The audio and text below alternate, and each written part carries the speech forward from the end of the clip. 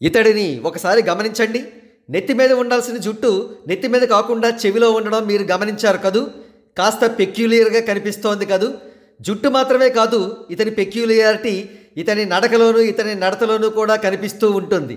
ఒక విధంగా చెప్పాలంటే సినిమాలలో సైకో రోల్స్ పోషించే వారి క్యారెక్టర్స్లా ఇతని నిజ జీవితంలో క్యారెక్టర్ కూడా అనిపిస్తూ ఉంటుందన్నమాట. ఇంతకీ ఇతని పేరు ఏమిటంటే చిట్టిబాబు. అందరూ ముద్దుగా ఇతన్ని చెవిలో జుట్టు చిట్టిబాబు అని పిలుస్తూ ఉంటారు. లాంగ్ బ్యాక్ ఇతడు కొన్ని డిజాస్టర్ సినిమాలు తీసి ప్రస్తుతం పని పాట లేకుండా ఖాళీగా ఉంటున్నాడు. ఇతడు కడపటి వార్తలు అందేసరికి బీజేపీలో ఉన్నట్టుగా గుర్తు, కానీ మధ్యలో ఏ రోగం వచ్చిందో ఏమిటో ప్రస్తుతం పేటీఎంలో చేరాడని భోగట్ట. బహుశా పేటీఎం నుంచి ఇటీవల ఇతనికి 100-200 క్యాష్ అందిందనుకుంటా.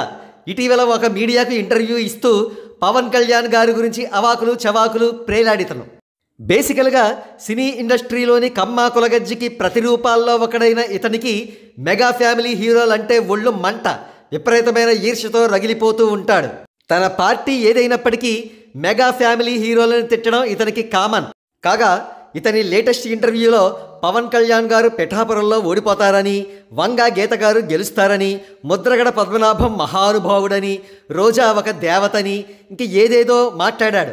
మాటలు కూడా కాస్త ముద్దగా వచ్చాయి. డ్రింక్ లాంటిదేవైనా సేవించాడా అనే డౌట్ కూడా కాస్త కలిగింది. మనిషి కూడా బాగా శుష్కించిపోయి కనబడుతున్నాడు.